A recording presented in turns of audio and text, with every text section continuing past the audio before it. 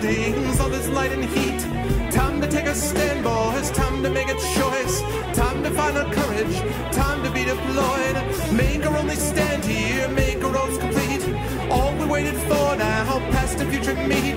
Get your weapons ready, kiss loved ones goodbye. Now our time is coming, and it is not the time to cry.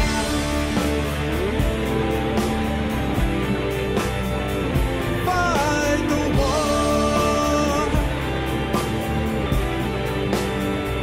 Fight the war.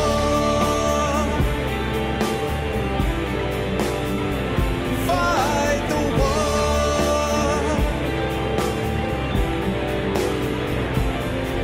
Oh, here's why we're fighting. It's about the bite.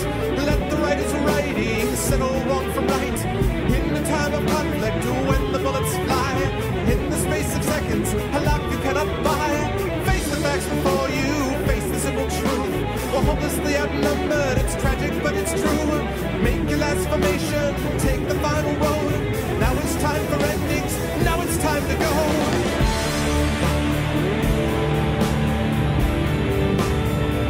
Fight the war. Oh, fight the war. Fight the war.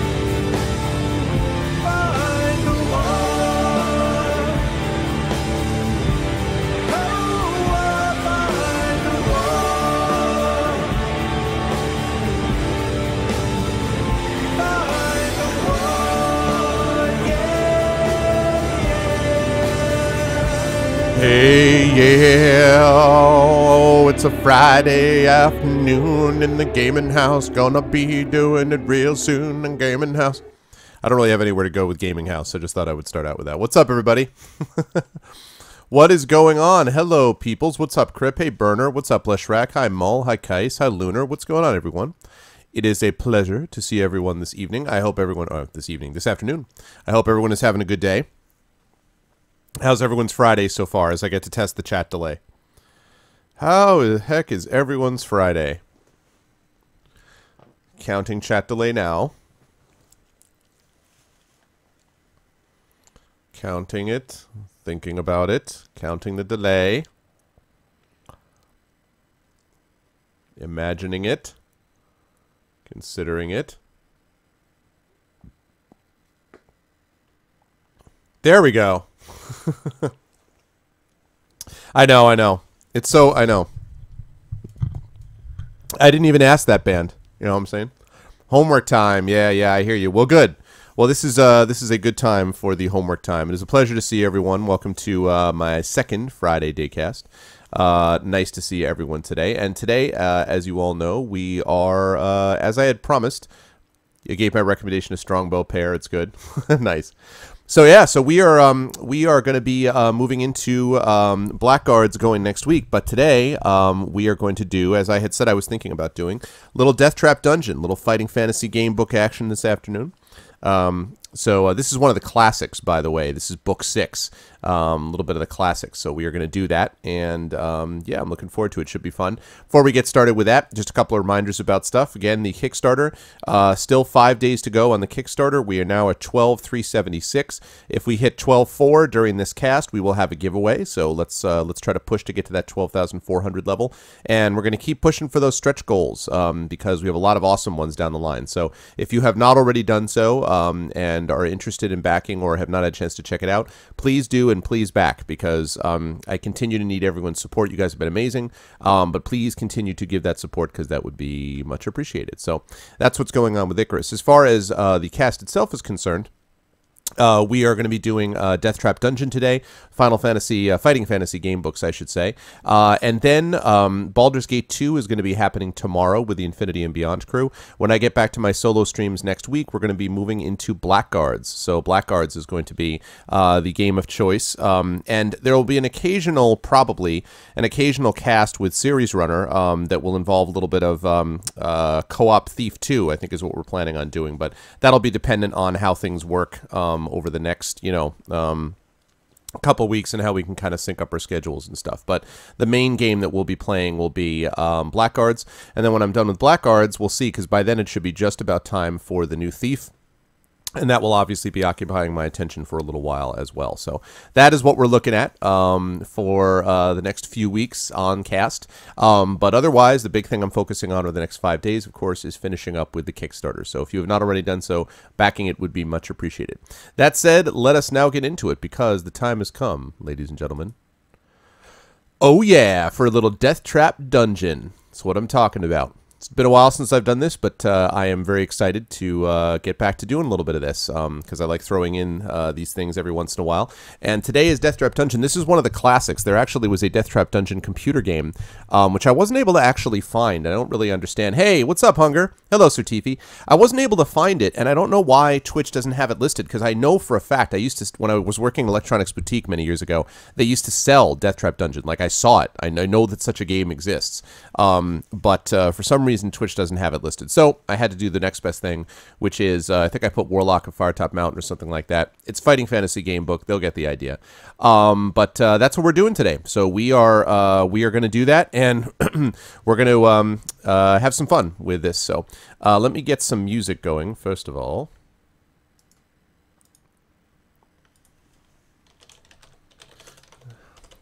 I think I have one that's appropriate. This is actually a game that I would like to play, period. Let me see if I can... Hold on a second.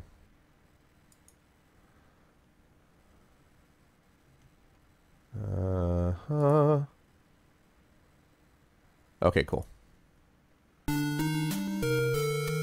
Anyone recognize this music?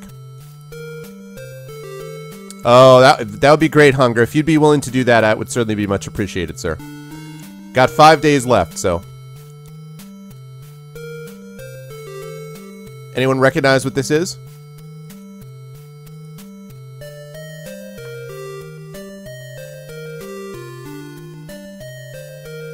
Does anyone recognize the music?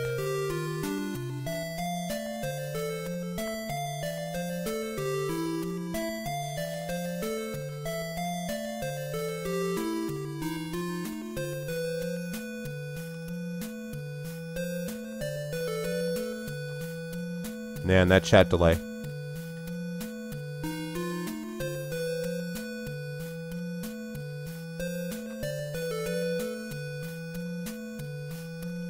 What's up, Gross? Hey, what's up, Psychotic? And yes, that's it. Shadowgate, which is a game I'm going to play on stream sometime, because I loved Shadowgate. Loved it, loved it, loved it. This theme right here. Oh man, did I love this theme. I loved Shadowgate. Yeah, good theme. Works for one. Didn't do much good, right, Gross? Good to see you, man. Alright, ladies and gentlemen. Now, just by a quick show of hands, he said jokingly, how many of you have played one of my Fighting Fantasy Gamebook streams before? How many of you have done one of these before? Let me know if you have or haven't, just because I want to know what rules to let people know about and what how this all works and stuff.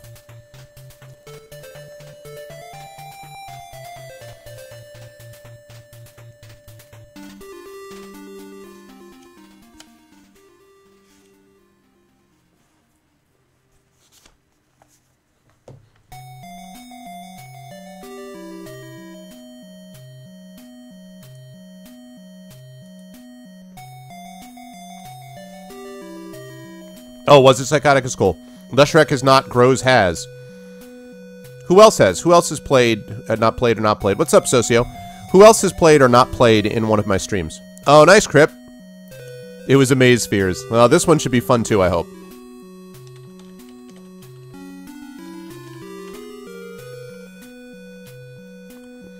I got you. Well, hopefully you'll be able to do more of this, Mull. Yeah, see, as I pull up images for Deathtrap Dungeon, they've even got images from the computer game. I knew they had a computer game here, but... oh, well.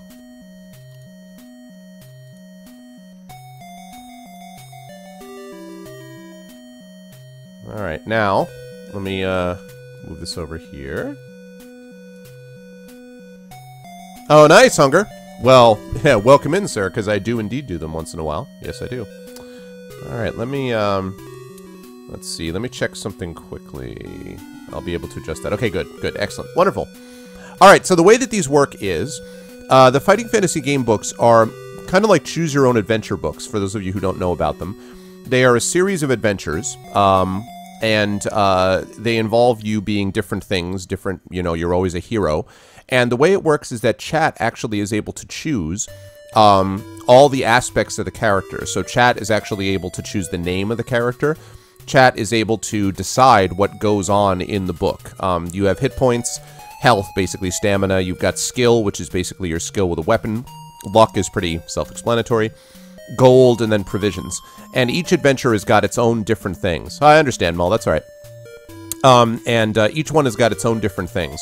So, for example, there was one that was called Starship Traveler, which is basically you're the captain of a ship in space. There's one called Warlock in Firetop Mountain, where you're trying to find this treasure at the top of a mountain. There's another one, City of Thieves, where you have to rescue this village from this necromancer-type guy. I think Uninvited. Yeah, maybe Psychotic. It could be. That sounds familiar to me. Anyway, that's the idea, and you kind of work through it. And typically what happens is we will save it, if need be, to go from session to session. So if it turns out that we don't get finished today, we'll pick it up next time. And it usually only takes a couple sessions to do one of these books. The sorcery books, which were the big sort of granddaddies of them all, there's 4 of them. Those books take a lot longer, but for something like this, these usually are a little bit faster. So that's the basic idea, and the only other thing is that you will get into combats in this. You will get into fights against different creatures. I'll explain how combat works at the time, but basically what's required is that we have an actual dice roller. Now, normally Lego Freak takes this roll, and if it turns out that Lego shows up later on, I'd like to be able to give him that responsibility only because he's done it so much and he's very good at it and all that kind of stuff. But since he's not here yet, is there anyone who would be willing to act as the dice roller for the group? And all that basically means, the dice roller part is basically you just roll a couple of 6-sided dice. If you have a couple of actual 6-sided dice wherever you're watching, that's awesome. Otherwise, there are about 6,000 dice randomizers on the internet that you could use as well. So it's one of the two. But is there someone who's willing to volunteer to be the dice roller for this?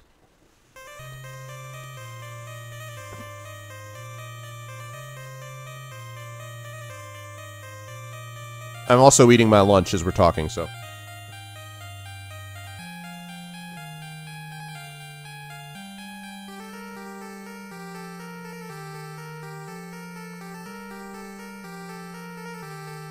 Yep.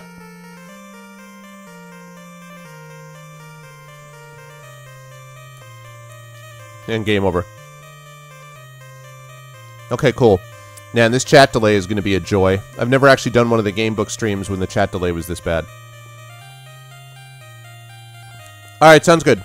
Just grab your dice, and whoever wants to do it, it's up to you guys. As I say, if Lego shows up, Lego will usually take this one over, but unless and until he shows up, then you would be doing the job. And by the way, everyone is going to be involved otherwise, because we actually take votes in chat for which direction to go and like what things to do, and I'll sort of lay that out for you guys when it happens.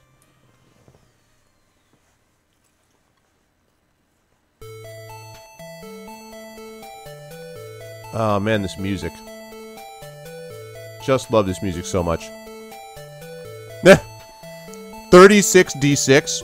Yeah, I think all you would need is 2, Leshrak, so 2 is fine. So I'll leave it up to you and Hunger to decide which one of you wants to do it. Hey, Shadow, what's up, man? I'll leave it up to you guys to decide, Hunger or Leshrac, which one wants to do it. Doesn't matter either way, and you guys will both be having a lot of fun participating, I hope. So whoever wants to do it, it's up to you. I just need somebody to do it. Oh, and by the way, you need to be honest. I would hope that would be self-evident, but... just in case you were wondering.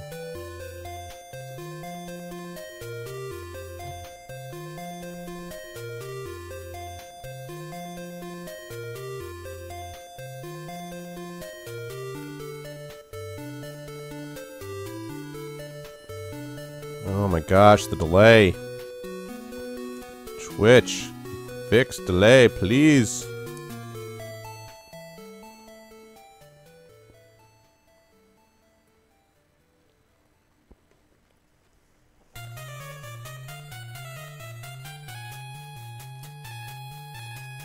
This music. So much nostalgia. I can't even tell you how much nostalgia we're talking about here.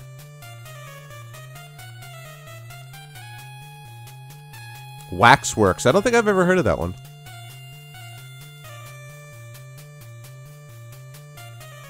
Alright. Okay, well then I guess Leshrac, if you don't mind doing it, and if Hunger, if you're cool with that, then we can move on with that. And given that, let's see. We will set this up. Okay. So, what we need to do now, Deathtrap Dungeon basically involves you going through a dungeon. You are an adventurer seeking your fortune, and I will explain the way that Deathtrap Dungeon is going to work. But before I read the introduction, we have a few things that we have to get underway. So first of all, we have to start with the name. That's obviously the first basic thing. This, by the way, is courtesy of our good friend Nedwin, who created it. So, no, I think we're good, Psychotic, but thanks, man. So, what we need here is a name for an adventurer. Now, we have had lots of different names. We've had, I think we've had Puma Rodriguez was one of them. We've had other ones that were like, I don't know, Josen. I don't remember. There are a lot of different names that we've used over time. So the question is what we want for names. So throw out some possibilities. Give you some suggestions for names, and then I'll put them in the poll and we'll vote. What have we got for possible character names? What do you want to name our guy? And it could also be guy or girl. Doesn't matter.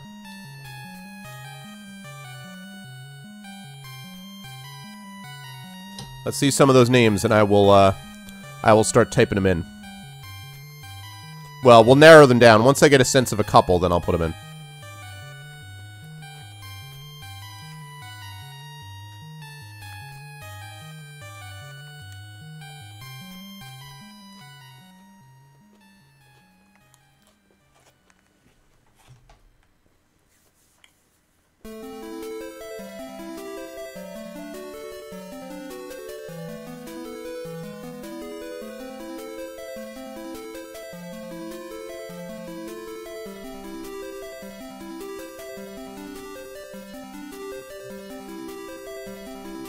What's up, Sundare? Really, Socio? Really? What's up, Sundare? I will explain in just a minute. Sundare, right now we're coming up with an adventuring character name. So, guy or girl, adventuring character name. A name for the character who's going to go through this adventure that we're about to take together. And I'll explain how it works in a minute.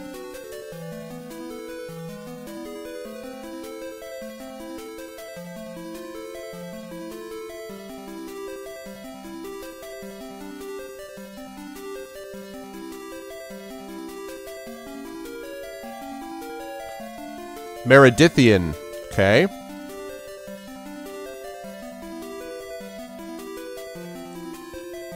Kirin Corridin.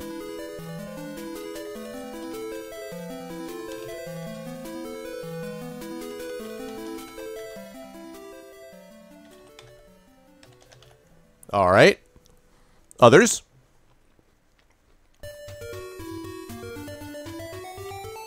Oddleaf, human female. No, I want a name that you guys come up with on your own, not one that you may have taken from a certain game that rhymes with La Spanner Baga. Mulligan, that's funny though. Crondle Roar. How do you... Is that Roar? Roar? Crondle Roar? Roar? Roar?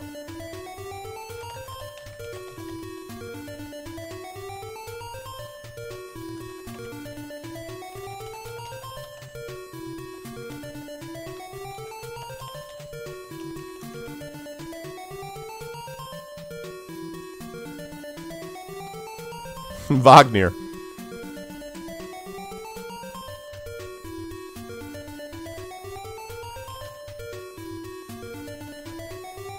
Edwin Stark. Oh, chat ate up this stuff, man, huh? Telling you, chat eating things has been annoying. Okay, Edwin Stark. Well, Edwin Stark. Let's see. Is that? But wait, though, isn't Edwin Stark from? Hold on, I'm taking all these down. Hey, what's up, Glog? Oh man, I know I was supposed to talk to you today on Steam, but I only just got on, Glog. We'll have to talk. We'll have to chat afterwards. Roar. Okay, let's see. What else have we got? Hayden.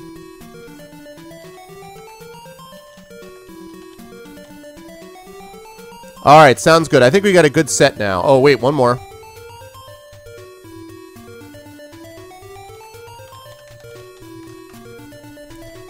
Okay, here we go. So let me actually pull this up here.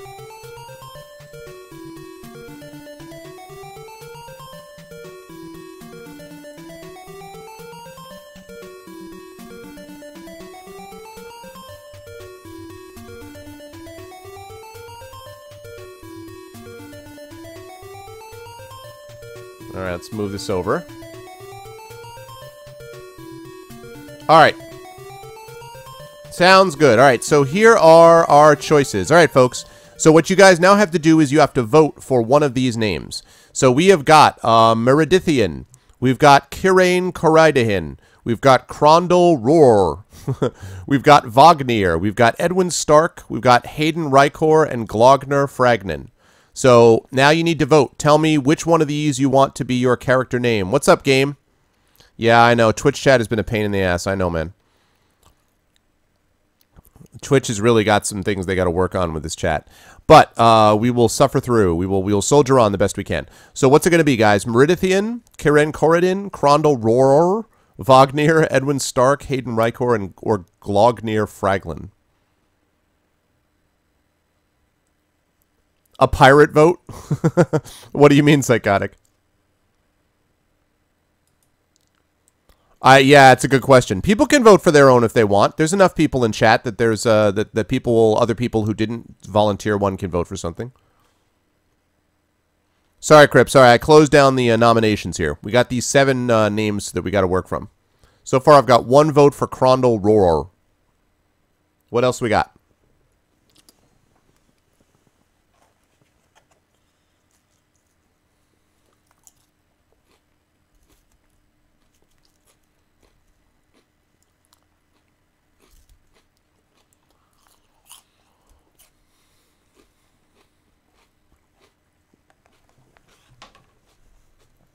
All right, vote for Glognar. 1 vote for Crondel, 1 vote for Glognar. What else? What's up, Lunar Acid? Welcome into the stream. All right, we got another one for Roar. Okay.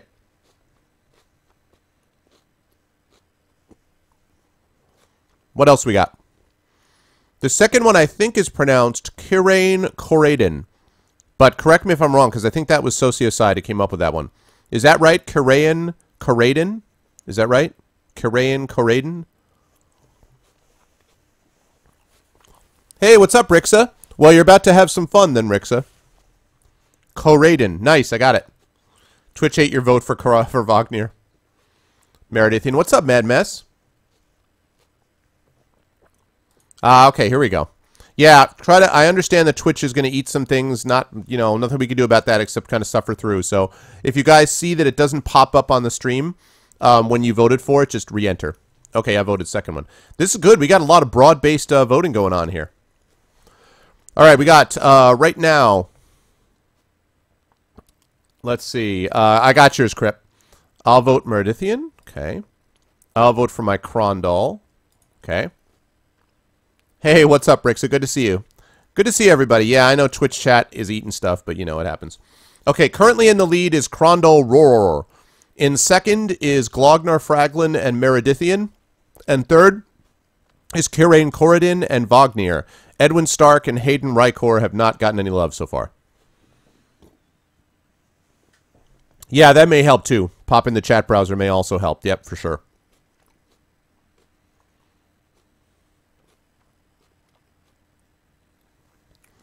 Any other votes? Oh, and the music stopped. That means I need to come up with some more music.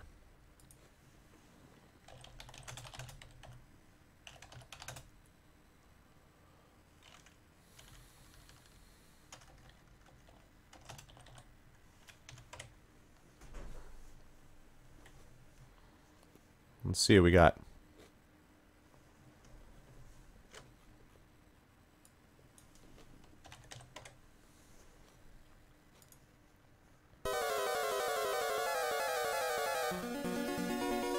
It is kind of an RPG. Indeed it is, Rixa. +1 to Rykor. Oh, yeah. And vote 1 to Edwin Stark. Okay, so now everyone's got a vote. Da, da, da. All right, I'm going to close down this vote in a minute. So we've got Krondal Roar, Meridithian, second with tied with Glognar for second, and then Kirain Corridin, Vognir, Edwin Stark, and Hayden Rykar all with 1 vote. And please only vote once, by the way. Please only vote once. You vote Hayden Rykor. All right. No problem, Gross. All right, so we've got a tie. So we've got a tie. And what I'm going to do is I'm basically going to drop the top 3. So I'm going to, in a minute, I'm going to clear a couple of these names. So...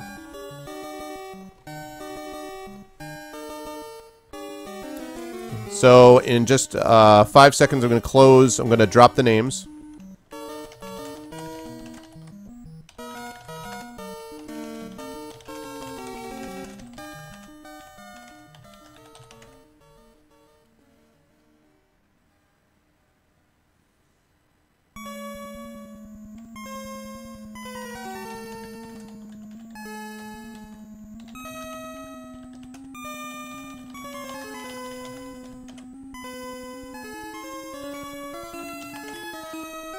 Alright, so we're going to drop this name down to this.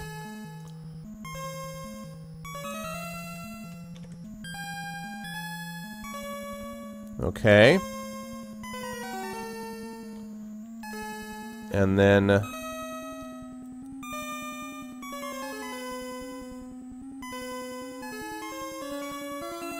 Yep, sorry.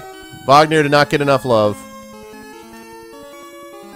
And 2 of them tied, so I have to do this way.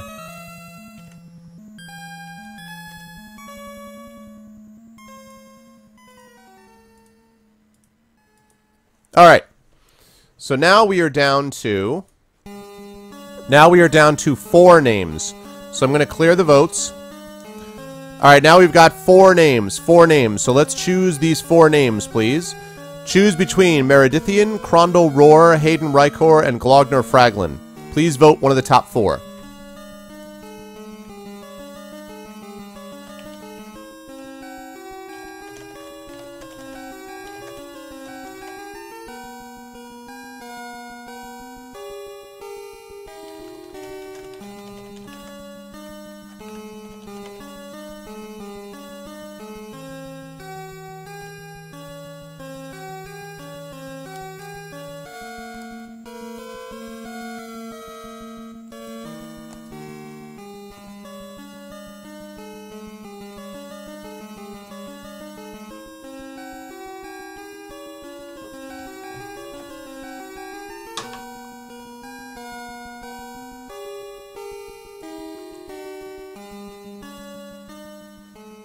Okay. And Glognar. Alright, so far 3 votes. 1 vote for Meridithian. 1 vote for Meridithian, 1 vote for Krondal, and 1 vote for Glognar.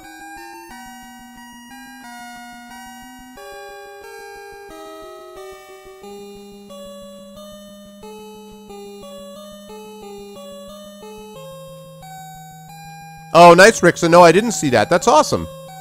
That sounds like it'll be fun. I don't know a whole lot about Rogue Trader. Hey, Zyron. What's up, man?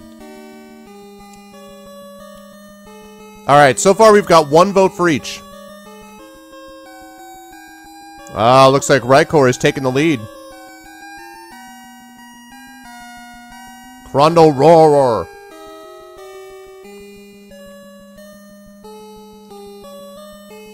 You keep your Hayden vote? Alright.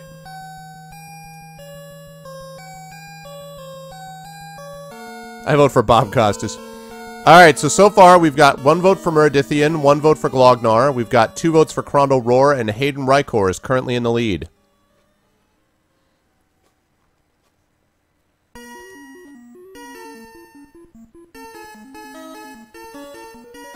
Oh, that's what... Yeah, no, I think I had vaguely heard about that, but I didn't know a lot of the details. That's awesome, Rix. It sounds like it'll be fun.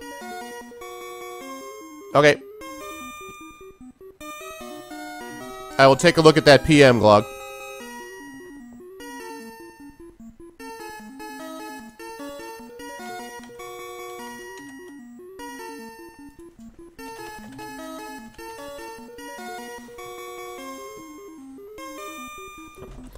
Yeah, I know, Sir TP. I saw that. I saw that he was gonna like either one. I'm like, what?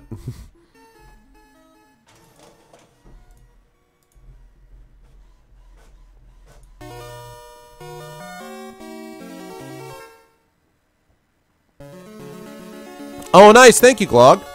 Very cool, man. Thank you so much. Glog just sending me information about giveaways.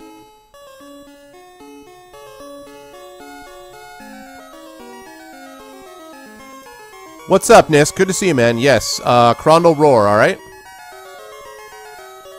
Alright, so we've got again. Whoa! Wow! Crazy Mouse.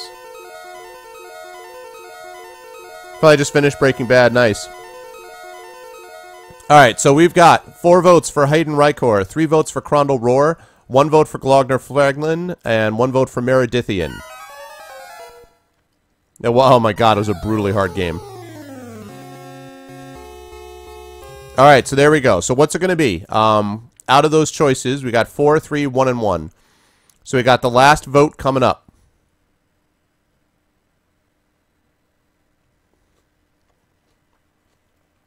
It's like Cookie Clicker. Alright, let's get some real music going here.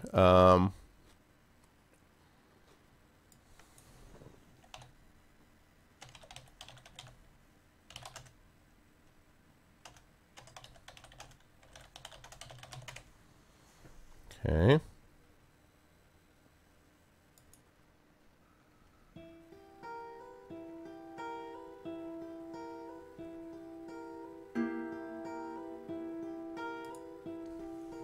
Okay.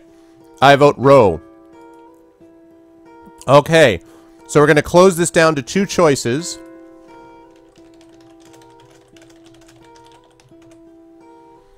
And we will get a decision between the 2 of them.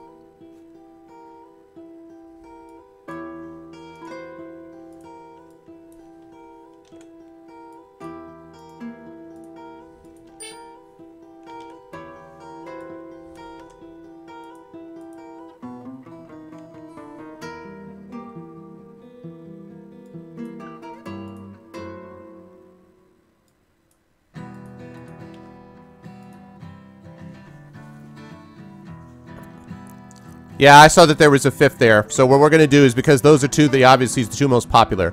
So there we go. Now it's vote time.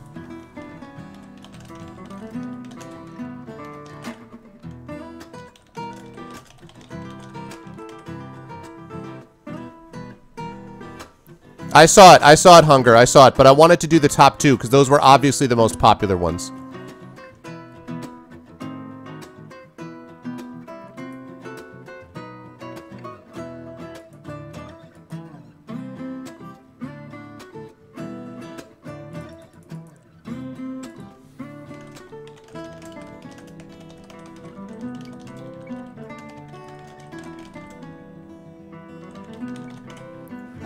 Okay.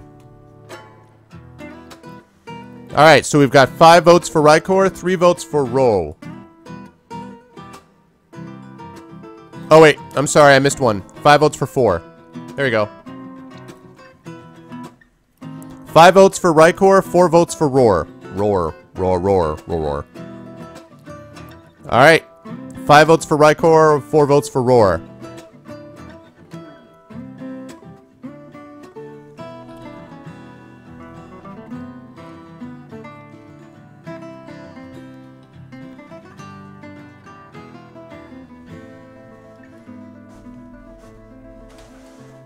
Okay.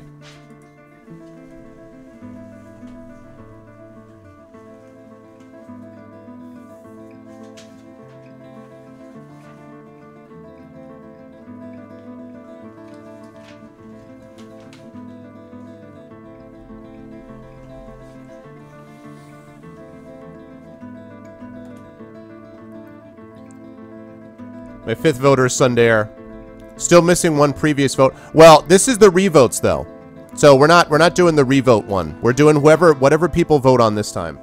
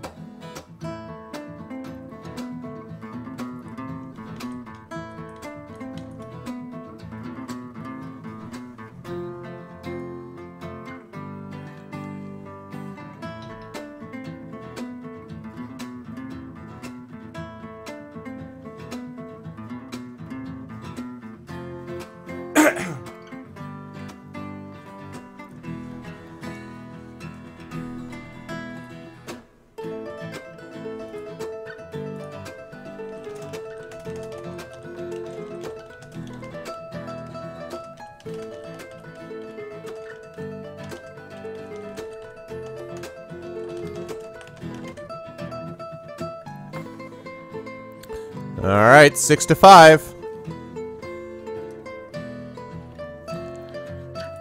Alright, 6 to 5. Rykor over Roar.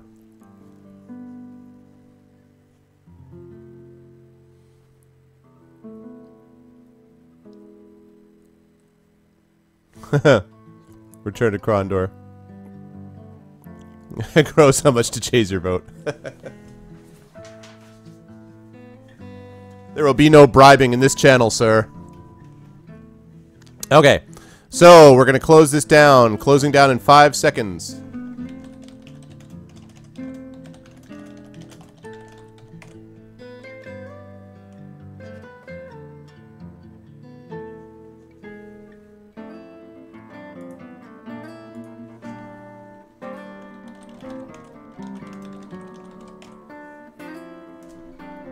Alright, Hayden Rykor it is.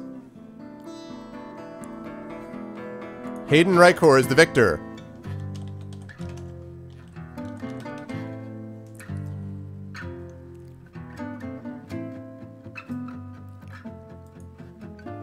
Okay, there we go. Good job, guys. Alright, so let me explain how this works. For those of you who don't know, the Deathtrap Dungeon. The way this works is Chad is going to get to vote on a lot of stuff, and we'll try to do this as quickly as we possibly can. Sounds good, Socio. It's your birthday tomorrow. Awesome, man. So the way this works is you guys are going to be going through this dungeon. You will be involved in various battles and things that will cause you to have to compare to the statistics that you have. And the first thing that we have to think about is skill. Skill is basically your ability to fight in battle. It reflects your swordsmanship, your general fighting expertise. The higher that you get, the better. And so since Leshrac is going to be rolling the dice for us, this is going to be your first chance to do it. So Leshrac, I want you to roll 1 6-sided dice and add 6 to the number and tell me what it is. So roll the 6-sided die and tell me what you come up with. That's going to be your skill roll. So skill comes first. 1 6-sided die, 6 to the number, and we'll see what your skill is. And while you do that, I'm going to come up with new music.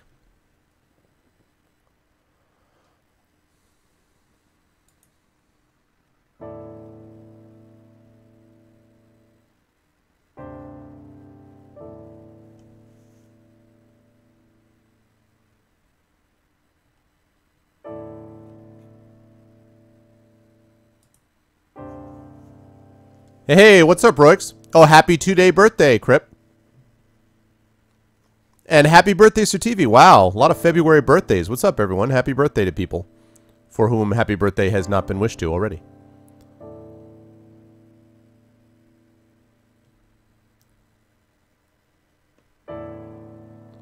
All right, so your skill is 11. Very nice. That's a good roll. Nice stuff, Leshrak. Good start. Good start. Very good stuff. All right. Now, that is skill. Okay, the next number is stamina. And this is... What the heck is this? I want Castlevania piano music, not weirdo stuff.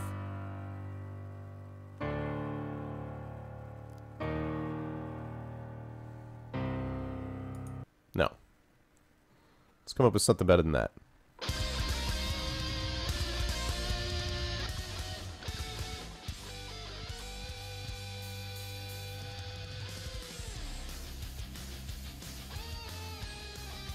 Alright, we'll go with that. Okay, here we go. Now, skill. So, happy birthday. Hayden is skilled. He comes from me. Okay, so what we need to do now is stamina. So, stamina is you're going to roll both 6-sided dice and tell me what the number is that you get. We're going to add 12 to the number that you roll. So, you roll both 6-sided dice. This is going to be your health. Your stamina score reflects your general constitution, your will to survive, your determination, and your overall fitness. So let's see what that is. So roll both dice, add 12 to the number rolled.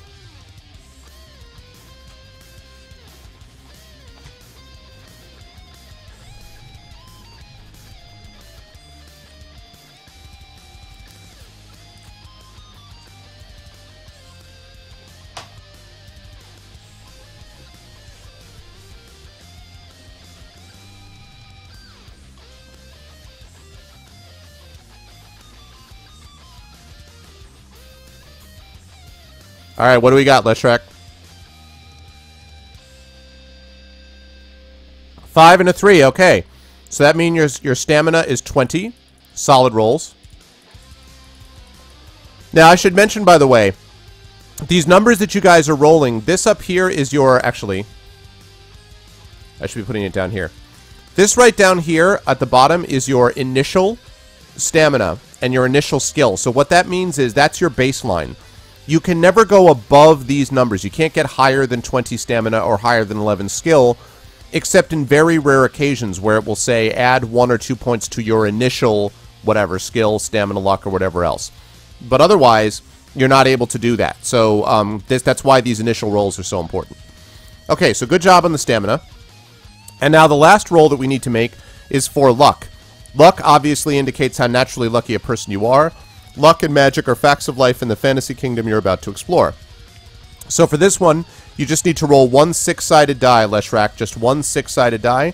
I'm going to add 6 to that number, and that's going to give you your initial luck. So let's see what we've got for luck.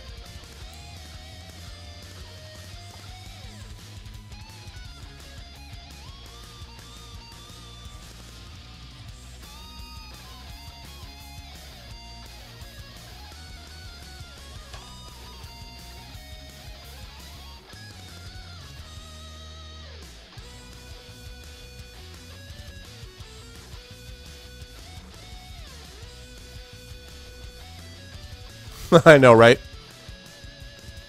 Luck is such a big deal.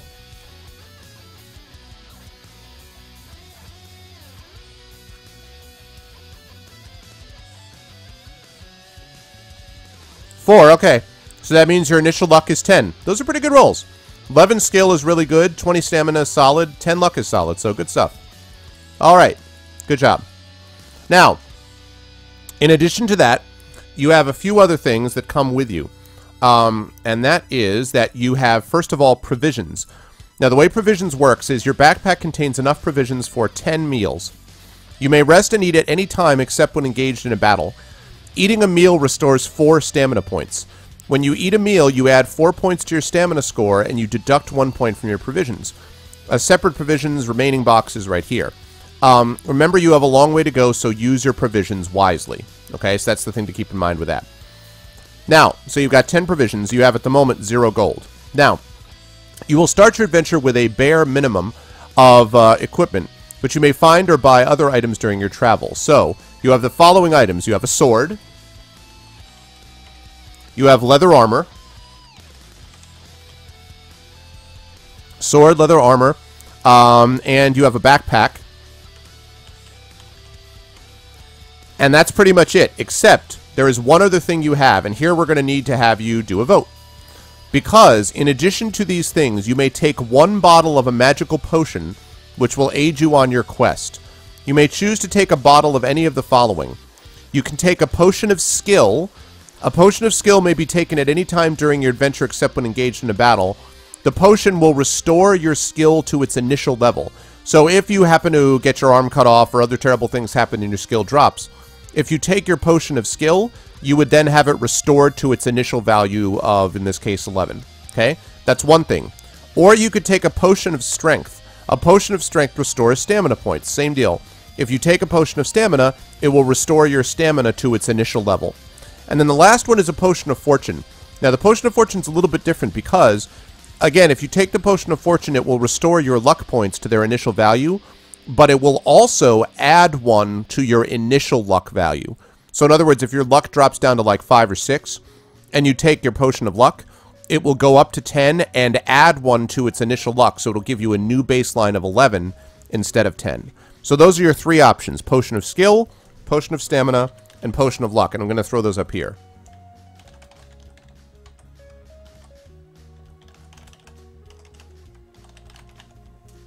Or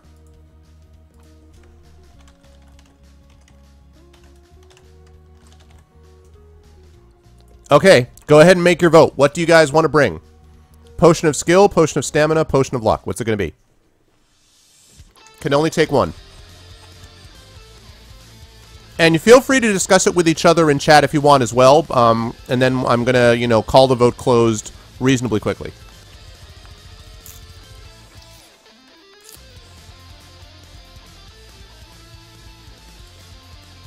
That's right, Rixa. Rixa, you are voting right as we speak. Just go ahead and type in chat what you want it to be.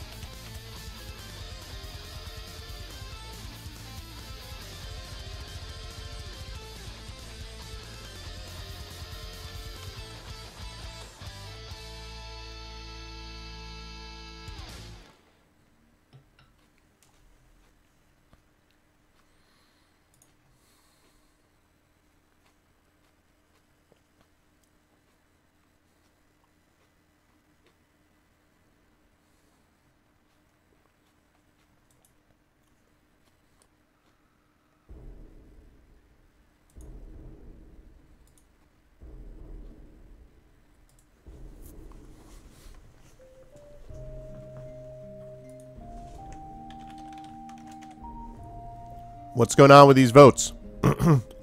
Yeah, I know Twitch chat is just a nightmare. I don't know what is going on with it. Keep working on it, guys. I know it's frustrating. I don't know what to tell you. I've tried other things, and so far chat has just been a complete disaster. Only the leather armor comes with a lace neckline. Yeah, what are the votes we got out there? Luck potion, okay.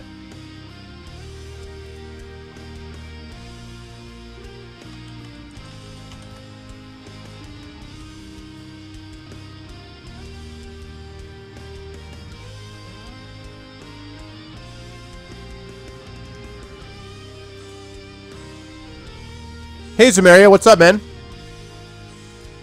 Zamaria, have you been liking the Banner Saga? You been playing it?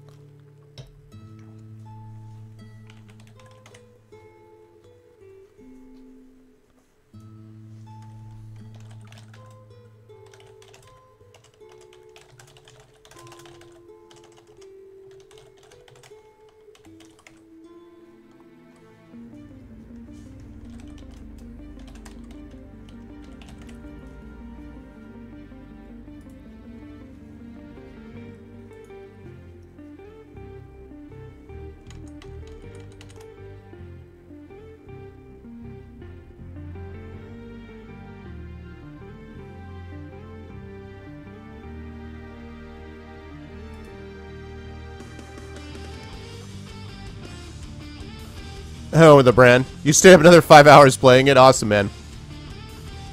Well, I'm glad you like it. That was a fun reaction last night, Zamaria. When you were like, what? Flip the table. That's pretty fun.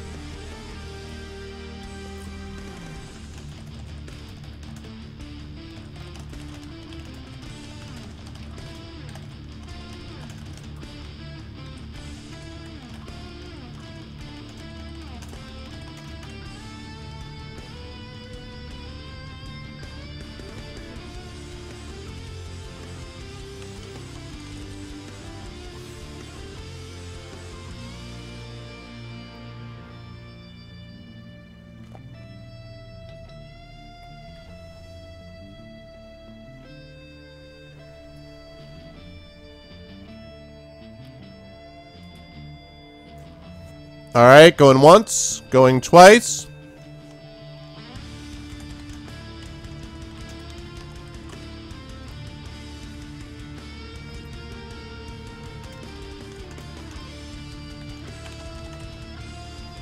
Alright, Potion of Luck it is.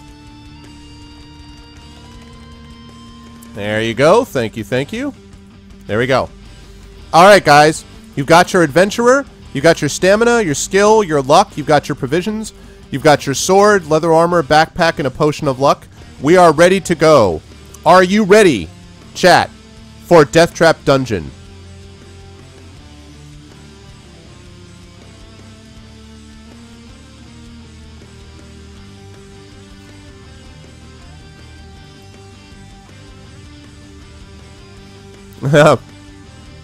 Okay, so are you ready, chat? Are you hyped for Deathtrap Dungeon?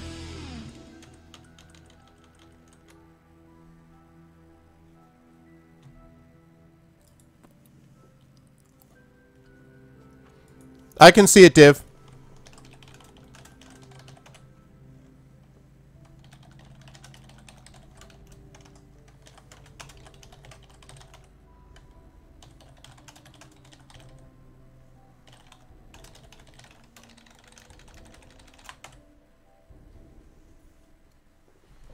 What's up, Eric? Welcome in.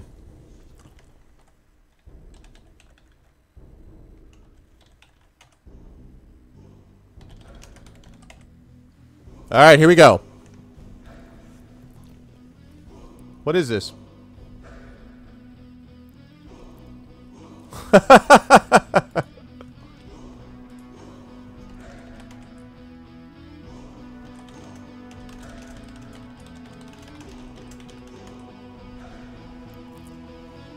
All right.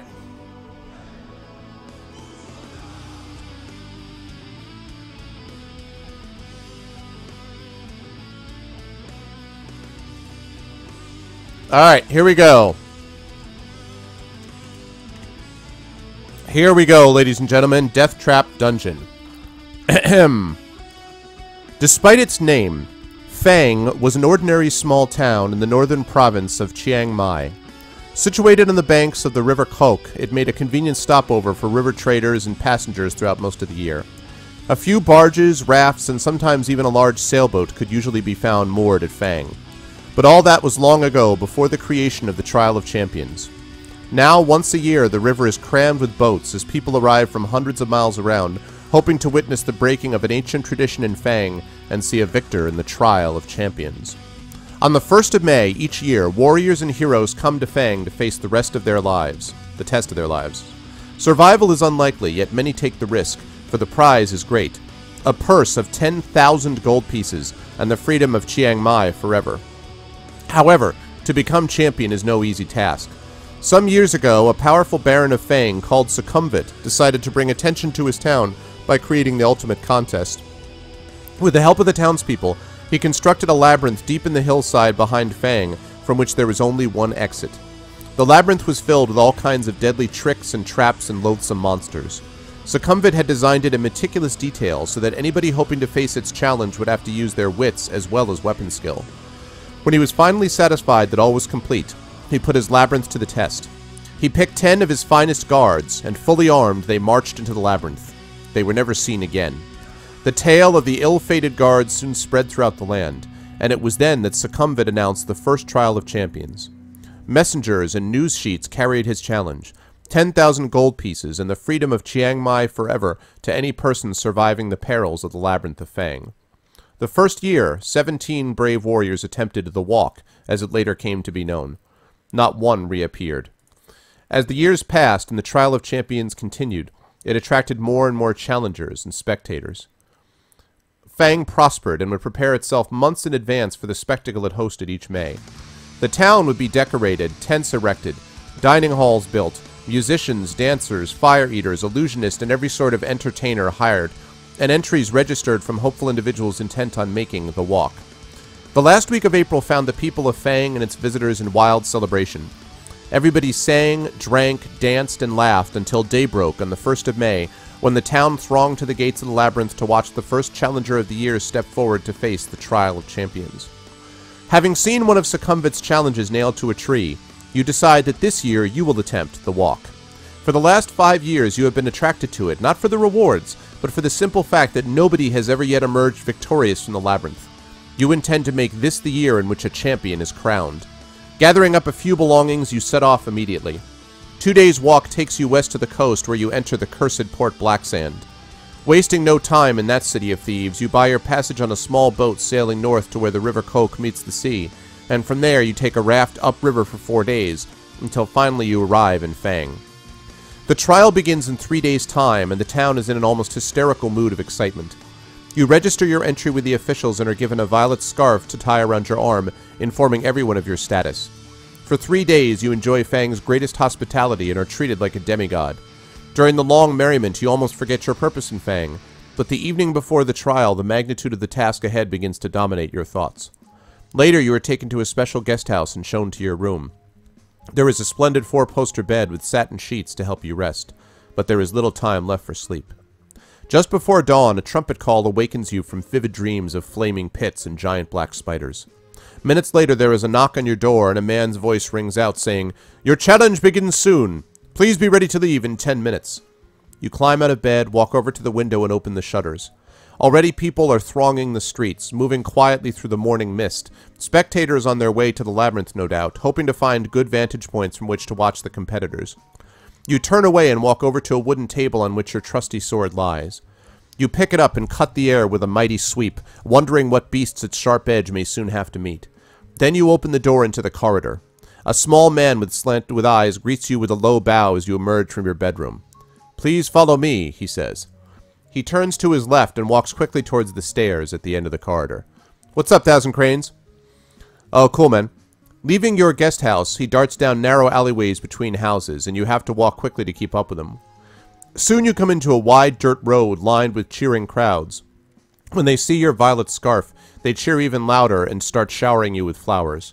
The long shadows cast by the people in front of you shrink as the bright yellow sun rises higher in the morning sky.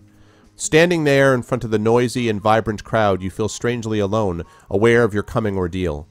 Suddenly you feel a tug on your shirt and see your small guide eagerly beckoning you to follow him. Ahead you see the looming hillside and the dark mouth of a tunnel disappearing into its inner depths. As you get closer, you notice this. Now hold on a second, I'm going to give you guys a little picture here.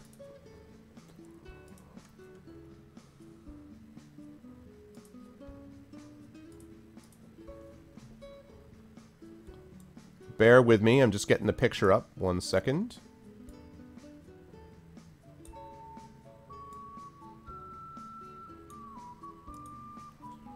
You guys see...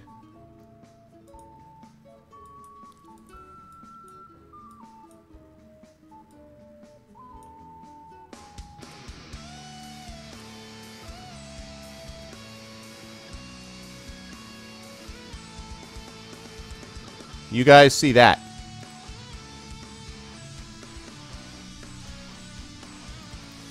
As you get closer, you notice two great stone pillars on either side of the tunnel entrance. The pillars are covered with ornate carvings, writhing serpents, demons, deities, each seeming to scream a silent warning to those who would pass beyond them. You see Parrot Succumbit himself standing by the entrance, waiting to greet the contenders in the Trial of Champions. You count 5 others standing proudly in line, their violet scarves displayed for all to see. There are 2 bare-chested barbarians dressed in furs. They stand completely motionless, legs straight and slightly apart, arms thrust forward to rest on the hilts of their long, double-headed battle axes. A sleek elven woman with golden hair and feline green eyes is adjusting the cross-belt of daggers wrapped around her leather tunic. Of the 2 remaining men, one is covered from head to foot in iron plate armor with a plumed helmet and a crested shield. The other is cloaked in black robes, only his dark eyes showing between the swaths of his black face scarves. Long knives, a wire garrote, and other silent death weapons hang from his belt. The 5 contenders acknowledge your arrival with almost imperceptible nods of the head, and you turn to face the exultant crowd for the last time. Suddenly a hush falls over the crowd as Baron Succumbit steps forward holding 6 bamboo sticks. You draw one from his outstretched hand and read the word, 5th. Then the trial begins. The knight is first.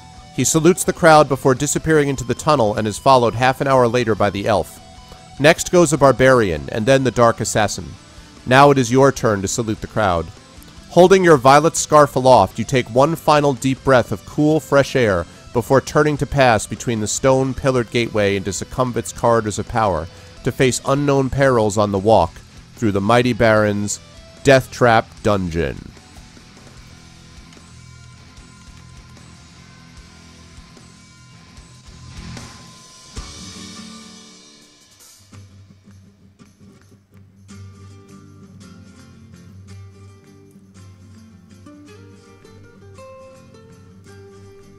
All right. So now, one thing I should mention, by the way, as you walk into Deathtrap Dungeon, I do want to mention this. It is very, very important for people to listen carefully, and it's very important to, if possible, I don't have any kind of mapping software to do this, but to pay attention to where you go. I saw some of it, Rick. So I saw the thing about the labyrinth and the failfish, and I saw the hee-hee. So I saw some of your messages, Rick, so yeah. But anyway, it's going to be very important for people to sort of monitor which directions you go, like if you take a left or a right, what things work and what things don't. So it's important that you guys do that. So as you're in the process of going through, just be aware that it's important to sort of double check. What's up, Stolpen? Hey, Optic, what's going on, man? It's important for you to be able to figure out what it is that's going on and try not to make the same mistake the next time if you possibly can. So there'll be like periodic places that are sort of like the equivalent of save points, basically. But again, you're going to need to do things in the right way to be able to manage it. So. Oh, I didn't see that one. No, I didn't see it, Rix. What's up, Stolpen? Okay, so here we go. All right, actually, I like this music, but it's a little bit... It's kind of making it difficult to concentrate, so I'm going to cut this down a bit.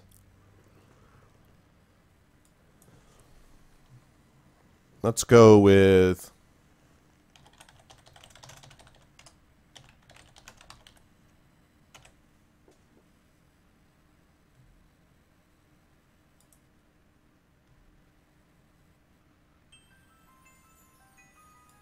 Actually, let's go with this one. One of my favorites. Okay. I know, it's exactly right. Okay, awesome. Oh, cool, man. Yeah, it's fun to do it. Exactly, Rixa.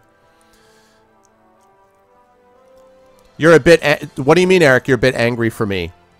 Optic Voice TM. What do you mean you're a bit... Oh, you mean angry because of Twitch chat not working? That's alright, man. you know, we'll manage. We will get through it together. Together! Okay. Yes, that is going to be more fun times tomorrow with Baldur's Gate 2. Alright, here we go, everyone. And yeah, Hung, I think it's fine. People can, more than one person can take notes, for sure. Okay. The clamor of the excited spectators gradually fades behind you as you venture deep into the gloom of the cavern tunnel. Large crystals hang from the tunnel roof at 20-meter intervals, radiating a soft light, just enough for you to see your way. As your eyes gradually become accustomed to the near darkness, you begin to see movement all around. Spiders and beetles crawling up and down the chiseled walls disappear quickly into cracks and crevices as they sense your approach. Rats and mice scurry along the floor ahead of you. Droplets of water drip into small pools with an eerie plopping sound which echoes down the tunnel. The air is cold, moist, and dank. After walking slowly along the tunnel for about 5 minutes, you arrive at a stone table standing against the wall to your left. On it there are 6 boxes, one of which has your name painted on its lid. Do you wish to open the box or continue walking north? So, if you want to open the box, just say 1 in chat. If you do not want to open the box, you want to keep walking, say 2. So 1 is open the box, 2 is keep walking.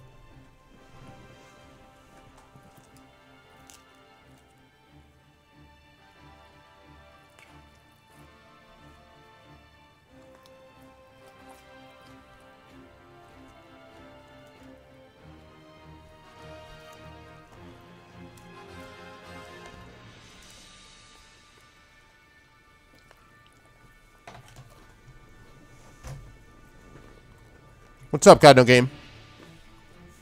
Hello, Avenging Prophet. Hi, 87 Billy. Welcome into the stream. Alright. Zamaria. There is no 3. A lot of you want to open this box.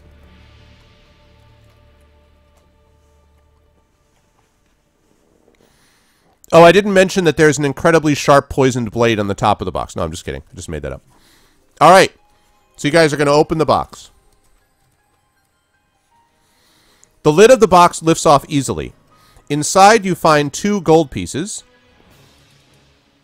and a note written on a small piece of parchment addressed to you. After placing the gold in your pocket, you read the message which says, "Well done. At least you have the sense to stop and take advantage of the token aid given to you. Now I can advise you that you will need to find and use several items if you hope to pass triumphantly through my Deathtrap Dungeon. Signed, Succumvit." Memorizing the advice in the note, you tear it into tiny pieces and continue north along the tunnel.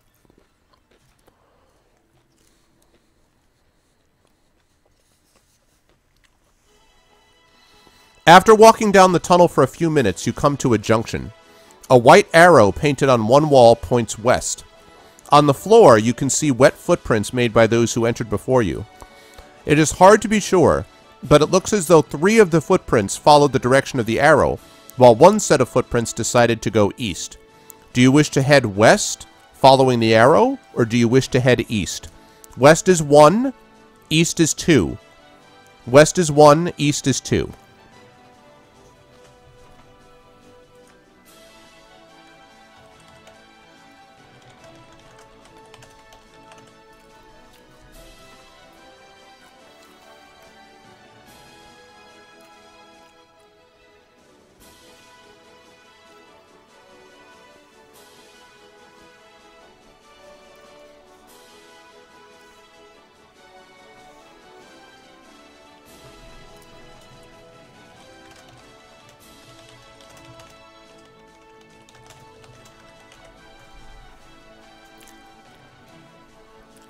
Okay, hello Serenade Swift, welcome into the stream.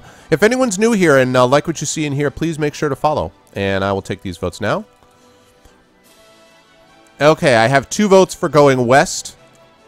So again, if you want to go west, the vote is 1. If you want to go east, the vote is 2. West is following the white arrow with 3 sets of footprints. West is... sorry, what did I say? West is... yeah. West is following the arrow with 3 sets of footprints. East is going against the arrow. It's going the other direction from the arrow with 1 set of footprints.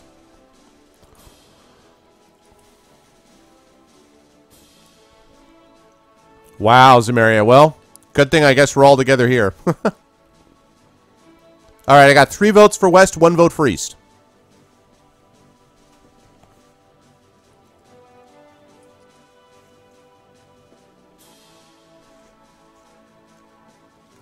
And again, please make sure that whoever's doing the note-taking, or if a few people are, please make a note about where you go at what times, because that'll definitely help you guys if need be.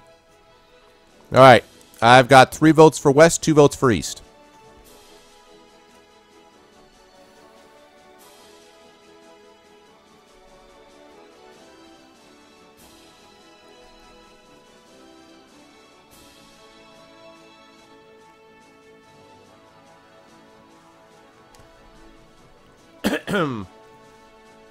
All right. Any other votes? Let's see. The human race always goes west. I vote west. That's funny. Go west. All right. 4 votes for west, 2 votes for east.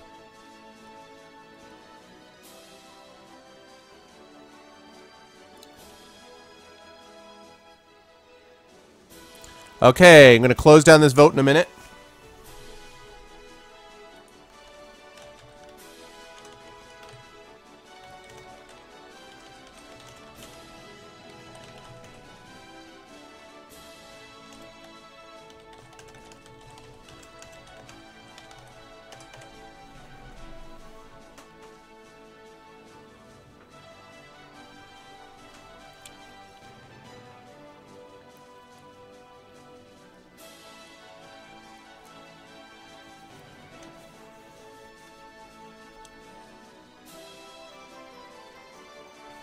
Okay, and vote it is. West we are.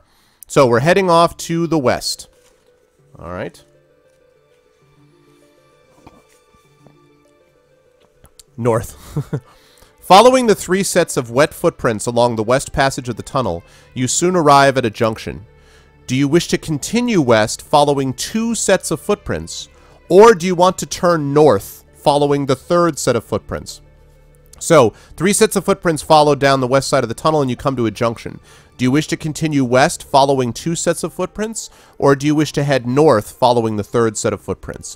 1 is west, 2 is north. So 1 is west, 2 is north. 1 west, 2 north.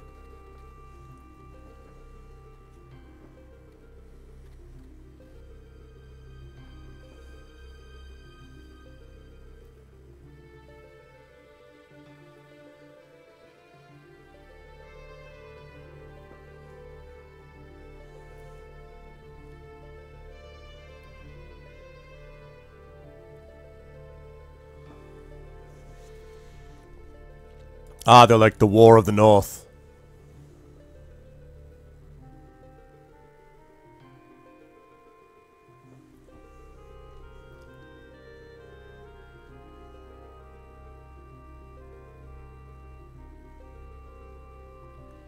All right, I got 3 votes for north. 3 votes for north. Gonna close down this vote in a minute. 3 votes for north.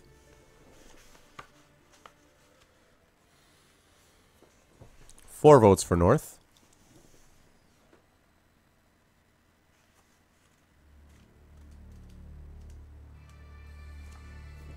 5 votes for north. I think people really want to go north. I think chat is of the same mind.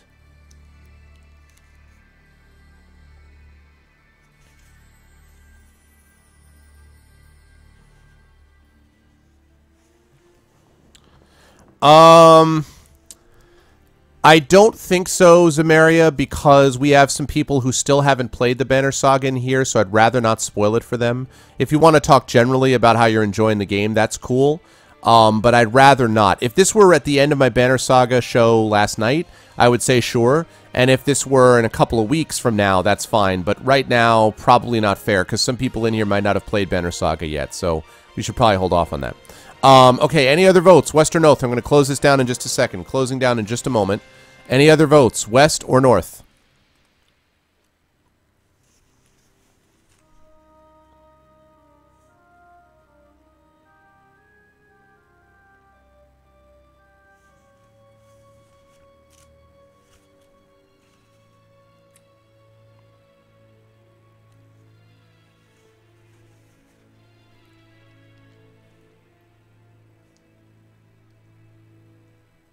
All right, vote is closed, so we are going to head north.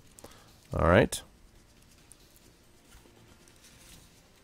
Ahead, You hear the thud of heavy footsteps approaching. Out of the gloom steps a large, primitive being dressed in animal hide and carrying a stone club. On seeing you, he grunts and spits on the floor, then raises his club and lumbers on towards you, looking anything but friendly. You draw your sword and prepare to fight the Caveman. Caveman.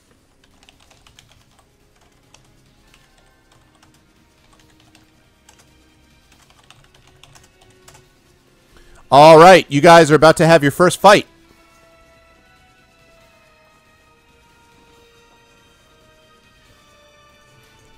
You guys are about to have your first battle. So are you guys ready? Are your bodies ready for combat?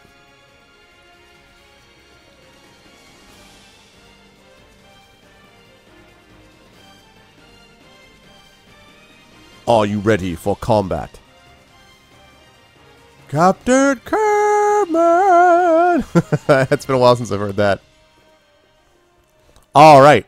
So, here we go for the first combat. Now, the way that this works is, you guys see that there is a dice roller on your screen right over here. So, what happens is, I am going to roll my die. I'm going to add it. Surprise, Karate Ninja Kick. I am going to roll one die, and I'm going to add it to that creature's skill. You then are going to roll one 6-sided die and add it to your skill. Whoever has a higher skill wins that round and does damage to the other person. So that's the way that this works. So, here we go. What's up, Lego? Ah, that's okay. What's up, man? Lego has arrived. So, Leshrak, do you mind giving up the dice rolling abilities over to Lego, and then you can start voting again after that? Just because I did say that when Lego came, I would hand over the dice rolling to him. Because he is, you've done a tremendous job, but Lego has typically done it, so I figured I should hand it over to him, unless you have an objection.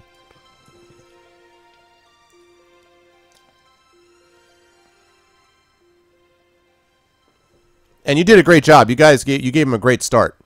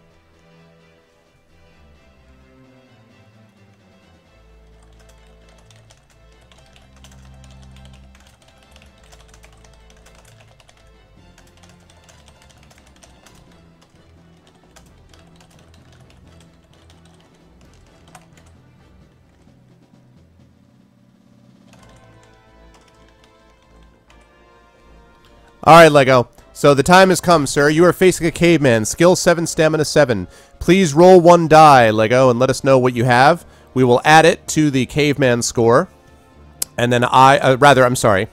You will roll for yourself. So, let's see what we've got. I will actually roll first for the caveman. So, he has rolled a 4. So he comes at you with an 11. So you need to roll a 6. That's a good start. Good start. Okay, so you have hit the caveman. And every time you hit someone in combat, you do 2 points of stamina damage to it. Now, I have a question for you guys. What I will typically do is, at the beginning of a combat that seems like it's difficult or complicated, I'll ask you guys if you want to use luck. Now, luck is used in two ways. Number one, luck is used in the book. So there will be times when you have to test your luck because you're falling off a cliff and you have to test your luck to see if you can grab a rope or something like that, okay? But the other ways to use luck is when you're in the midst of combat, you can increase damage to another creature or mitigate damage done to yourself. So by that I mean, you roll there and you did 2 points of damage. If you wanted, you could test your luck, and I'll explain what that means in a minute. If you're lucky, you would do an edge to the creature, so it'd be down to 4 points. If you were unlucky, you would only do 1 point of damage to the creature, so it would have gone from 7 to 6 instead of 7 to 5. The deal with testing your luck is you roll 2 dice and you compare it to your initial luck, to your luck number, which is 10. If it's 10 or less, then you were lucky. And that means that you get the lucky benefit, whatever that is. If it's over 10, then it means you were unlucky. But every time you test your luck, you lose a point of luck, because the chances are that you're going to be unlucky one of these times. So the more that you test your luck, the more the luck drops. So I just want to keep that in mind. I don't think there's going to be any reason for people to use luck in this combat, but if it turns out you want to use luck, that's the kind of thing you could say, hey, should we be testing Rykor's luck in this combat? Okay? So, all right, with that said, let us move on to... Okay, that sounds... Yeah, I didn't assume you would, but I wanted to let you guys know, because it's the first time this came up. All right, the second round comes. You strike him solidly in the arm. He grunts, looks angrily at you. Shut up, Zara. And he rolls a 3. That means he's got a 10. He's got a 10, so you need to roll a -1 on 1 die. So, Lego, just don't roll a -1. If you roll anything above a -1... on 1 die, you will defeat this caveman.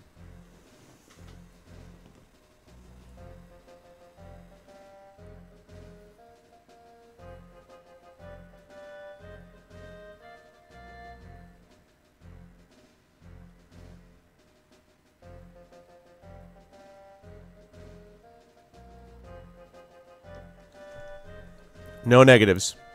Rolls a 4. All right. So you have hit him again. You strike him, a blow across his chest. There's a lot of blood now. He looks at you very angrily. As round 3 begins, he lifts his club, roaring, charges at you, and rolls another 3. So the way combat works, Rixa, is that I roll a die, I add it to the skill of the creature you're fighting. In this case, it's got a skill of 7 right here. And then Lego rolls a die, and we add that to your skill, which is 11. Whoever gets the higher score inflicts damage on the other person. So far, you've hit him twice. And you're probably about to hit him a 3rd time unless Lego rolls a -4 or something. If he rolls a negative again on 1 die, he said. So go ahead and roll again, Lego.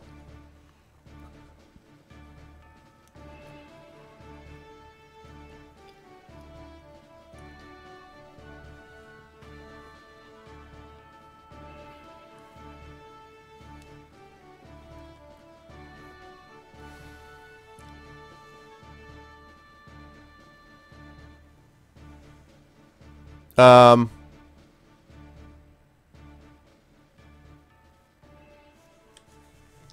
thought it was 1. Wait a second.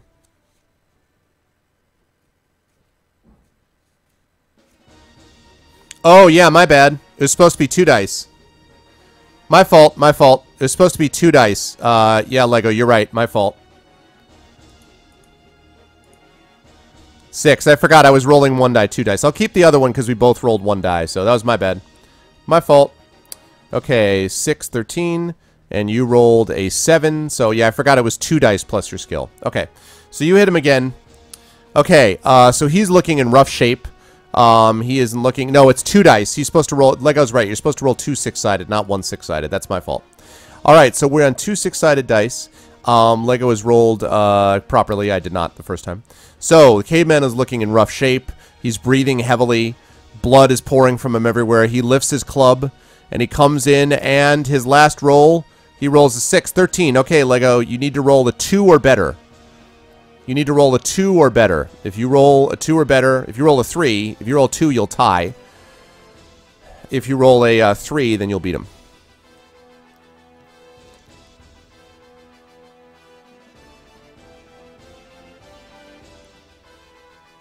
If it... Yes, that's true, Rick. All right, you strike him a mighty blow. The caveman falls to the ground. Behind him, you hear Caveman Jr. going, "Daddy! Daddy!" Caveman, you know, Mrs. Caveman looking at you, tears pouring down her cheeks. No, I'm just kidding. None of that's true. The caveman is wearing a leather wristband with 4 small rat skulls hanging from it. Do you wish to put the wristband on or just set off north again? So do you guys want to put on the wristband or not?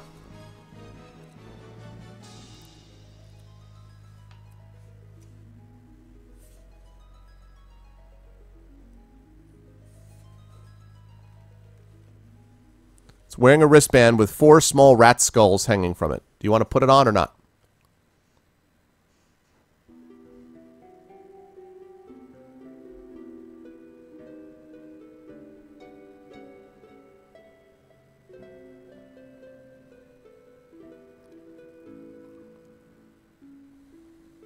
Take a trophy.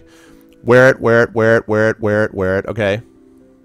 About an hour, Lego, I think.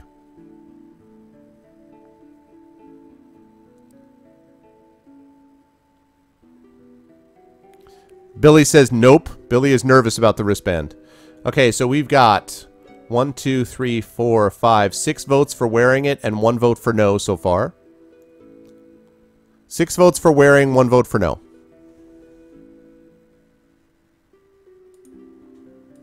Anyone else? Wristband?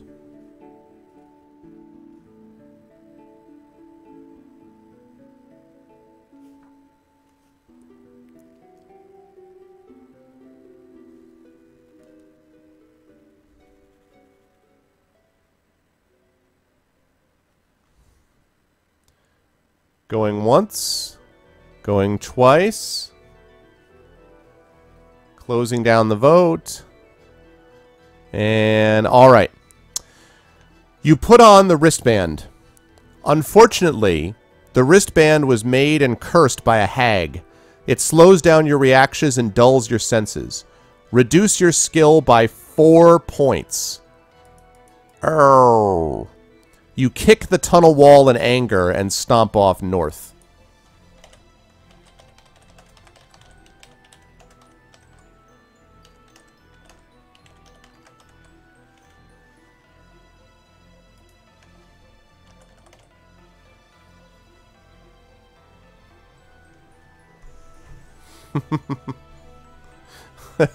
I mean, that's why he was a caveman. He's like, hey, you can't think. You're like, all right, let me take this wristband. Whoops.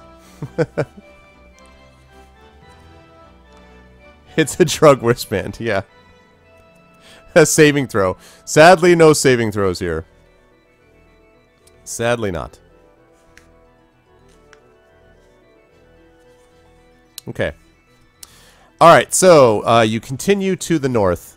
I'm such a noob for not wearing a wristband made of rat skulls. I know, right? Oh man, okay. You walk heading up to the north. You see a backpack propped up against the tunnel wall.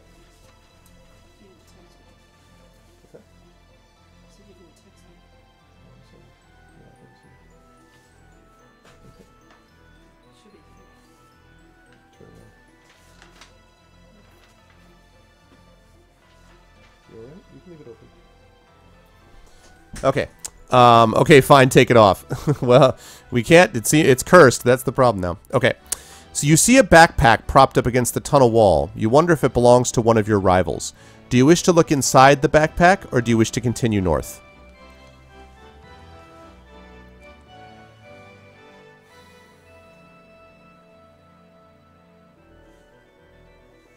So open the backpack or keep going north.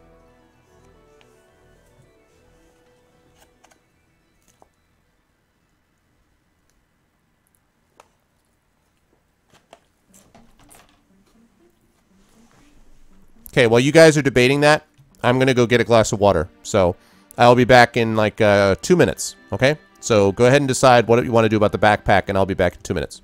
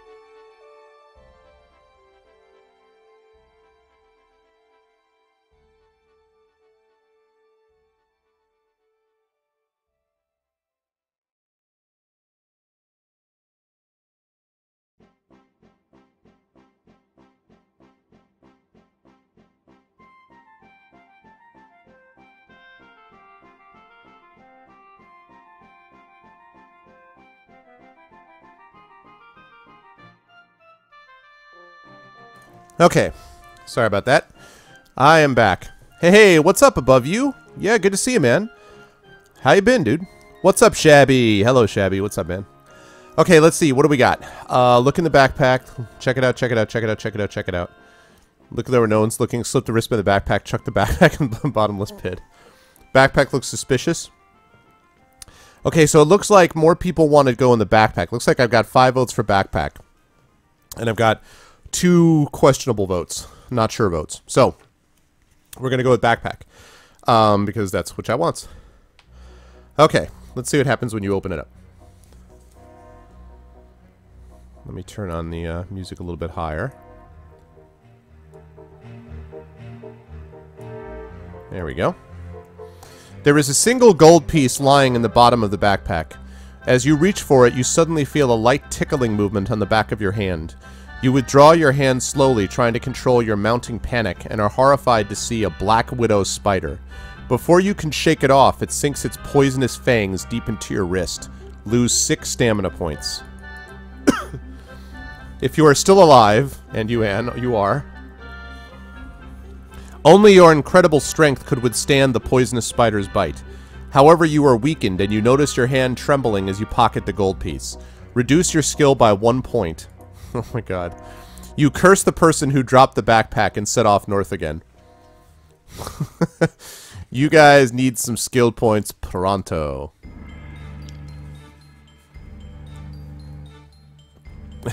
Wow. Yeah, I know, right?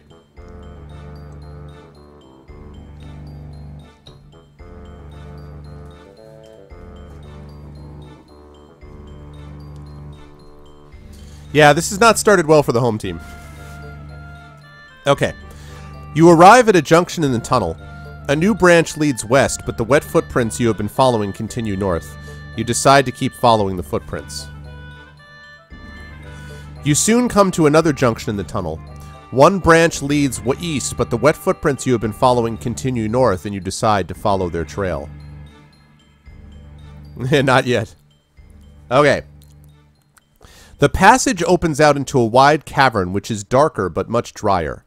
Ahead you see the footprints gradually fade then disappear. There is a large, and I'll show you exactly what there is, because I have an image for it. Just give me a second here. Hey, what's up above? Maybe somebody in chat can explain what this is to above while I get this picture for you guys of what you see.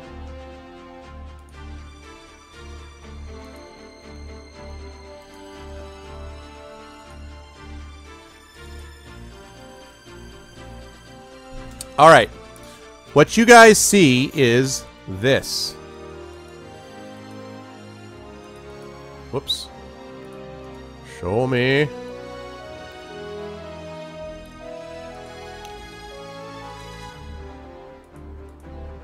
Well, hold on. Let me fix that.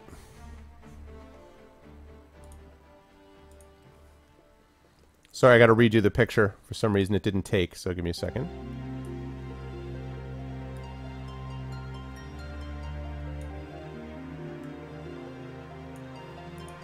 Alright, this is what you see.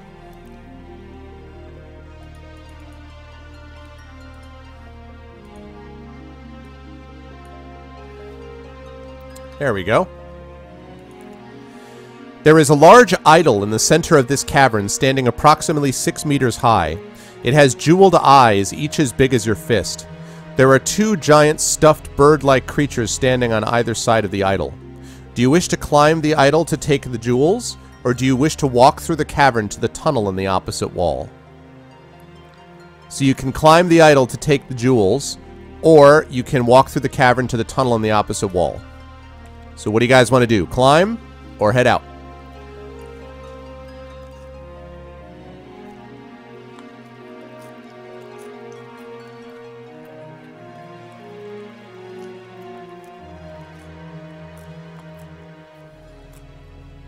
Hey, what's up, Lawkeeper?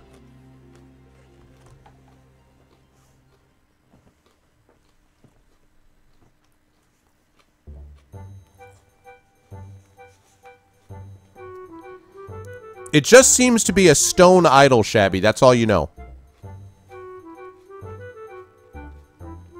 Climb, go for broke. No one needs skill points. So I have 1 vote to climb, 1 vote to leave.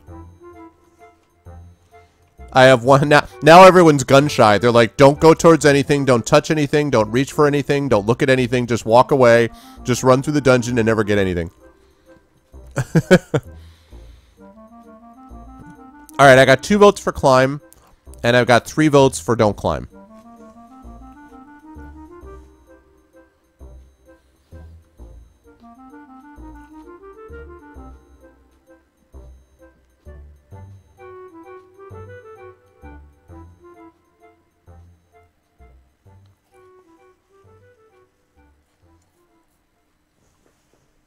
Just walk away. Just walk away. Alright, I got 2 votes, and I got 1, 2, 3, 4. 2 votes for climb, 4 votes for don't climb.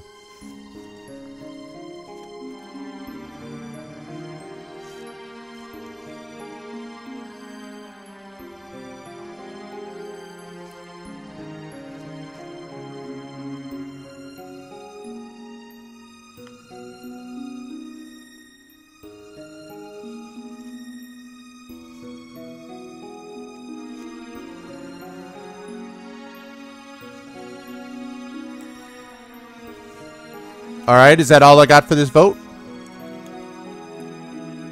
I've got 2 for climb, 4 for don't climb. So, what's it going to be? Yes? No? Maybe so? 2 for climb, 4 for don't climb. I'm going to close down the vote in just a second.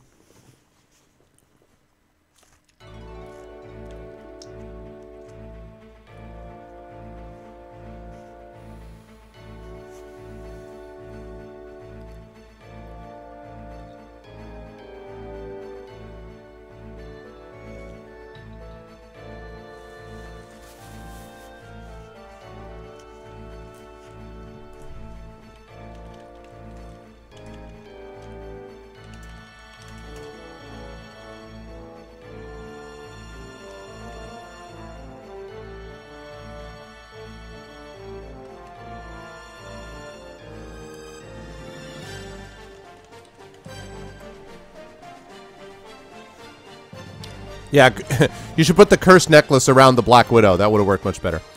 Okay, so you walk through the cavern to the tunnel in the opposite wall. Not much farther down the tunnel, you come to a closed door on your left. Putting your ear to the door, you listen intently but hear nothing. Do you wish to open the door, or do you wish to keep walking north? So, do you wish to open the door, or do you wish to keep walking north? Open the door, or we'll keep walking.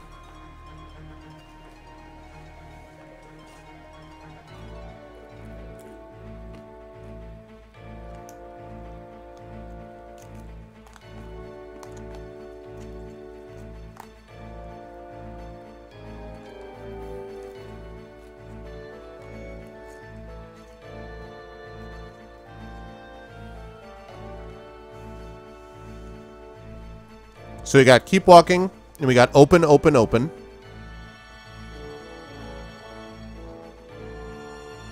Four for open, 1 for keep walking.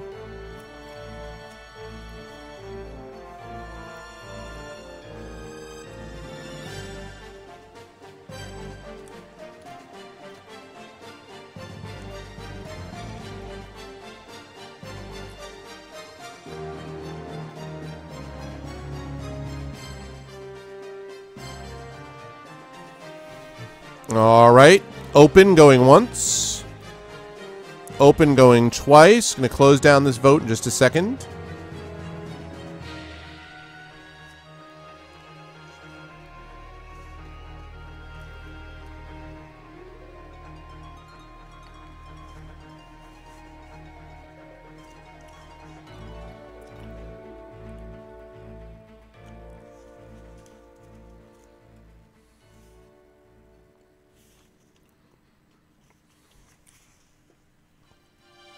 Alright, so it looks like open the vote it is. Okay, so we're going to open the door. You enter a room which is small and completely empty. As soon as you're inside, the door slams shut behind you. Suddenly a voice booms out of nowhere, shouting, "Welcome to Deathtrap Dungeon, the ingenious killer labyrinth of my master. Adventurer, I trust you will pay your respects to my master by shouting out his name. Will you shout, Hail Succumvit? Or will you shout, Succumvit is a worm? So those are your choices. Are you going to shout, Hail Succumvit? Or are you going to shout, Succumvit is a worm? Sounds good, Law. And yes, I have played Oblivion, Rixa. Yep.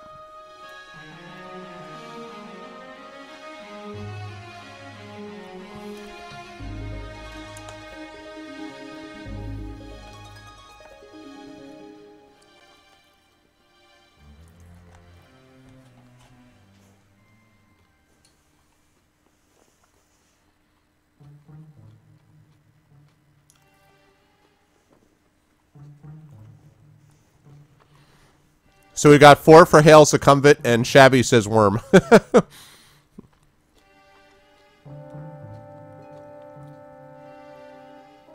Hail, hail, hail, hail, hail, hail. What's up, Shinkenroy? 2 for worm. I know, right? Hail, hail, hail, hail, hail, hail. So I've got 1, 2, 3, 4, 5, 6 for hail and 2 for worm.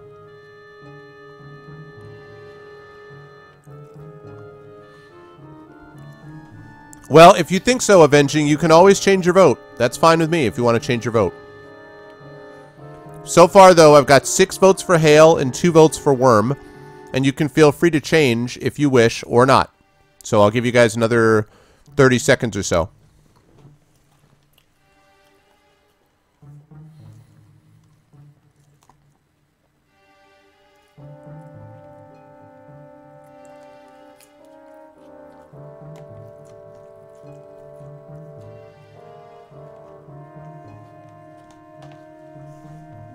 Oh, Worm's making a comeback.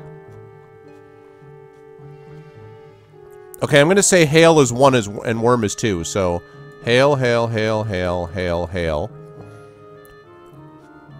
Oh, okay. And then I've got Worm. So, Worm, Worm.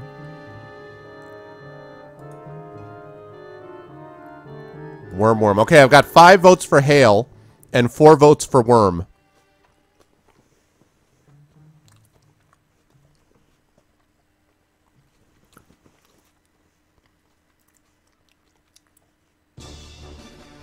Okay, so I'm going to close this down just a minute. 5 votes for Hail, 4 votes for Worm. Avenging Prophet, was that a change in vote, or were you just saying that? I just want to make sure I know. Is that a change in the vote or not?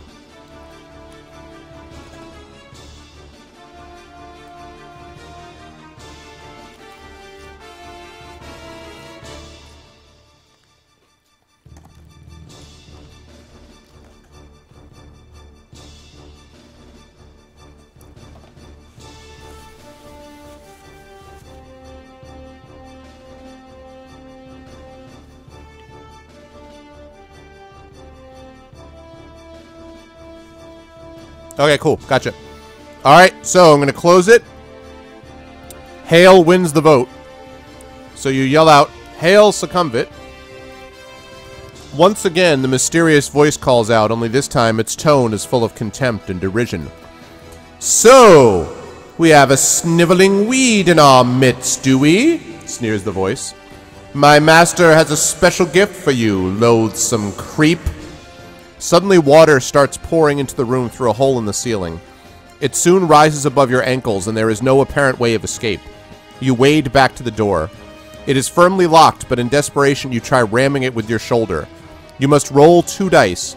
If the total is the same or less than your skill score, tell me. If it's greater than your skill score, tell me. So, Lego, you have to roll 2 dice and get 6 or lower. So you try to be polite to a guy.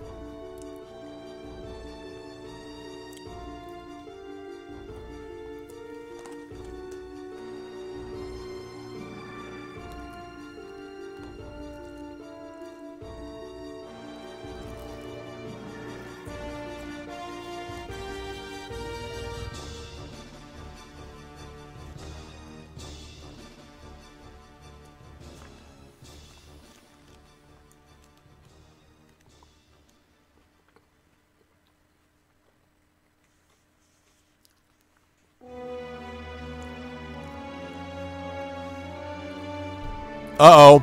A 7.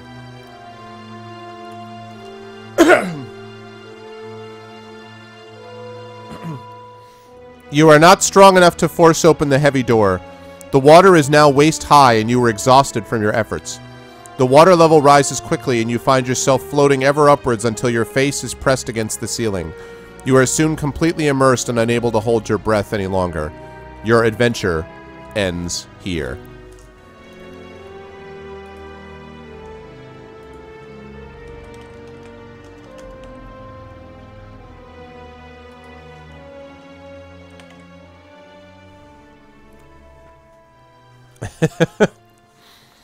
In fairness, guys, that adventure couldn't have gone much worse. I mean, like, everything went wrong for you guys.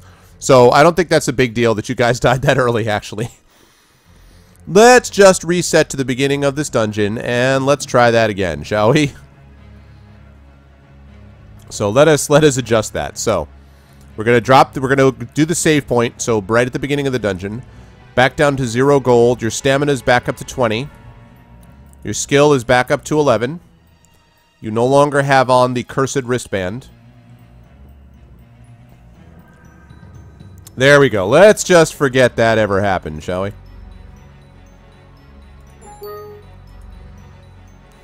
Alright. Let's do that again. Exactly. Alrighty. So here we go.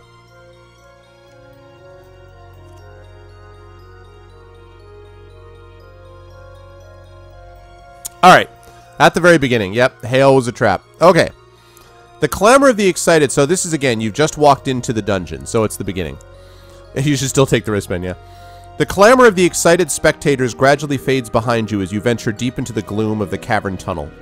Large crystals hang from the tunnel roof at 20-meter intervals, radiating a soft light, just enough for you to see your way. As your eyes gradually become accustomed to the near darkness, you begin to see movement all around. Spiders and beetles crawling up and down the chiseled walls disappear quickly into cracks and crevices as they sense your approach. Rats and mice scurry along the floor ahead of you. Droplets of water drip into small pools with an eerie plopping sound which echoes down the tunnel. The air is cold, moist, and dank. After walking slowly along the tunnel for about 5 minutes, you arrive at a stone table standing against the wall to your left. On it there are 6 boxes, one of which has your name painted on its lid. Do you wish to open the box or continue walking north? Open the box or keep walking? What do you think?